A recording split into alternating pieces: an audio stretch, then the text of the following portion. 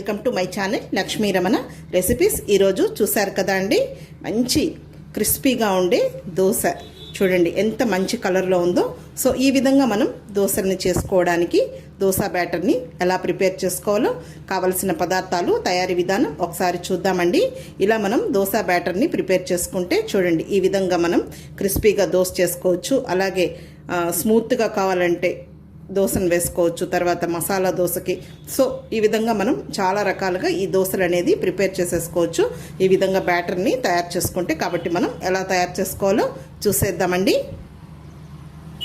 ఇంకా ఇలాంటి పెద్ద గిన్నె ఒకటి తీసుకోవాలి.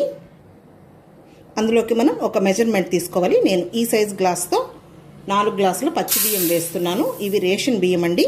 మీకు రేషన్ బియ్యం దొరకకపోతే మామూలు మనం రోజు అన్నం వండుకుంటాం కదా, ఆ బియ్యంతో కూడా చేసుకోవచ్చు. కానీ మనకు రేషన్ బియ్యంతో అయితే దోశలు మంచి మెతువుగా అంటే మృదువుగా టేస్టీగా బాగుంటాయి. లేనప్పుడు మీరు మామూలు రైసే వేసుకోవచ్చు. నేను ఇక్కడ ఈరోజు ఉత్త పచ్చి బియ్యంతోనే ఇంట్లోనే మిక్సీలో వేసుకొని దోశల్ని మంచి రుచికరంగా ప్రిపేర్ చేసుకోవడానికి ఈ దోశ పిండిని తయారు చేస్తున్నానండి.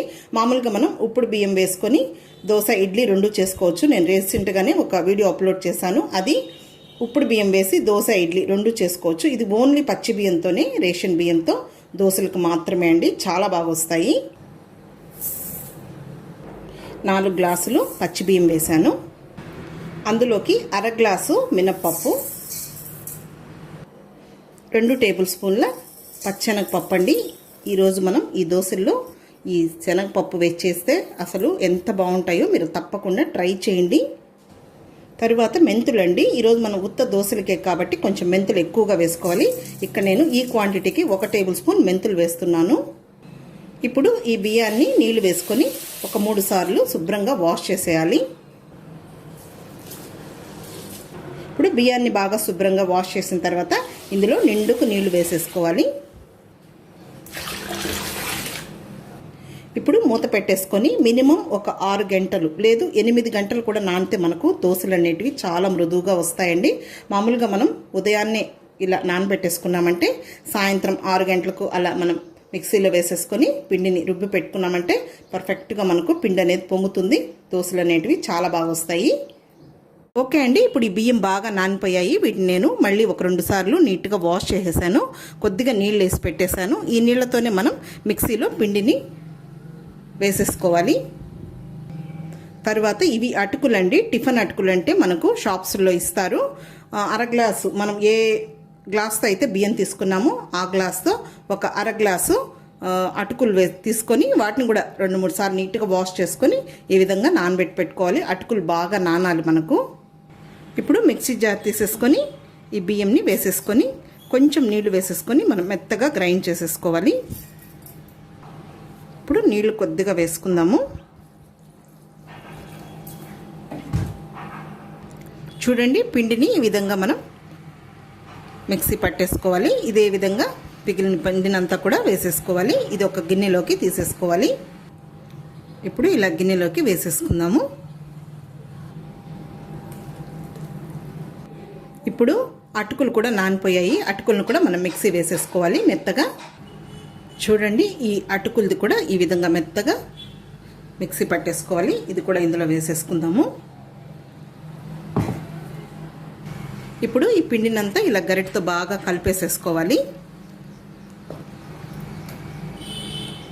ఇలా పిండంతా మనము బాగా కలుపుకుంటే మనకు పిండి అనేది కరెక్ట్గా బాగా పొంగుతుందండి మరుసటి నాడు.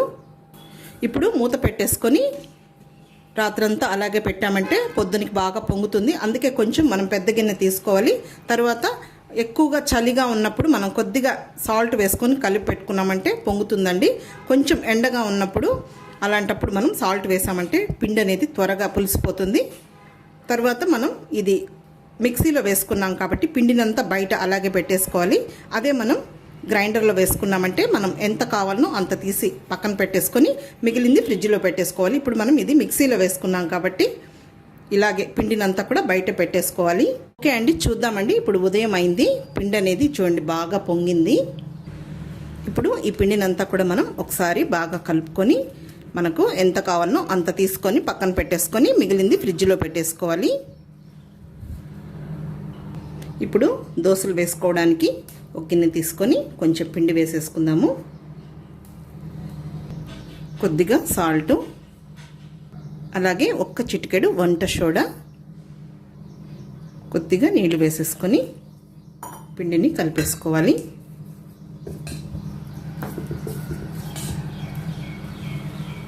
చూడండి, పిండి అనేది ఈ విధంగా ఉండాలి. మామూలుగా మనం ఇది దోసకే అన్నాము, కానీ ఇడ్లీ కూడా చేసుకోవచ్చు. కాకపోతే మనం పచ్చిశనగపప్పు వేసాము. ఓకే, మనకు పచ్చిశనగపప్పు వేసుకున్నా పర్వాలేదు అంటే ఇడ్లీ కూడా పెట్టుకోవచ్చు. చూడండి, బాగా ఫ్లఫీగా ఉంది పిండి అనేది. ఇప్పుడు మనం దోశలు వేసేసుకుందాము. వెలిగించుకొని దోశ ప్యాన్ పెట్టేసుకొని ఫ్లేమ్ని హైలో పెట్టుకొని ఇప్పుడు మనం దోశ వేసుకునేటప్పుడు లోలో పెట్టుకోవాలి, మీడియంలో. ఇలా ఆనియన్స్తో రుద్దేసుకోవాలి. ఇప్పుడు దోశ వేసేసుకుందాము.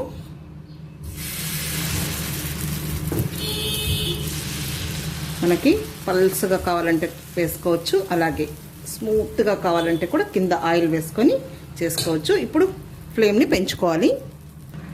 ఆయిల్ వేసేసుకుందాము. కావాలంటే మీరు బటర్తో కానీ నెయ్యితో కానీ చేసుకోవచ్చు. చూడండి, ఈ మాత్రం మనము దోశని ఫ్రై చేసుకుంటే సరిపోతుంది. ఇంకా మీరు రోస్ట్గా కావాలంటే కూడా చేసుకోవచ్చు. మసాలా దోశకు అన్నిట్లోకి చాలా బాగుంటుంది. ఇప్పుడు మనం ఇంకొక సైడ్కి తిప్పేసుకుందాం. చూడండి ఎంత మంచి కలర్ వచ్చిందో. అసలు మెంతులు వేసాం కదా మనం, పచ్చిశనగపప్పు, మంచి వాసన వస్తుంది. దోశ, కారం దోశ, మసాలా దోశ, తర్వాత ఊతప్పం, బోండాలు, పొంగనాలు అంటామండి మేము రాయలసీమ సైడు. ఇంకొక సైడ్కి తిప్పేసుకుందాం. అంతే, చూడండి దోశ అనేది ఎంత మంచి కలర్ వచ్చిందో. అంతే అండి, చూసారు కదా మనం ఈ దోశ బ్యాటర్తో ఈ దోశని మనం ఎలా ప్రిపేర్ చేసుకున్నాము. ఇంకా కూడా ఉన్నాయి, నేను అవి కూడా మీకు వీడియో అప్లోడ్ చేస్తాను. ఓకే అండి, చూసారు కదా మనకి ఇష్టమైన చట్నీతో, అలాగే సాంబార్తో, చికెన్ పుల్స్, మటన్ పుల్స్, పాయ, దేంతో అయినా ఈ దోశని తినచ్చండి. కావాలంటే చెప్పాను కదా, మెత్తగా కూడా మనం వేసుకోవచ్చు. కొంతమంది క్రిస్పీగా ఇష్టపడతారు, సో అలాంటి వాళ్ళకి ఇలా చేసుకోవచ్చు. కాబట్టి తప్పకుండా ఈ మెజర్మెంట్స్తో ట్రై చేయండి. ఈ వీడియో మీకు నచ్చినట్లయితే నా యూట్యూబ్ ఛానల్ లక్ష్మీ రమణ రెసిపీస్ని కొత్తగా చూస్తున్నవారైతే తప్పకుండా సబ్స్క్రైబ్ చేసుకోండి. నచ్చితే లైక్ చేయండి, షేర్ చేయండి. ఇంకొక మంచి వంటతో మళ్ళీ కలుద్దామండి. నమస్తే అండి.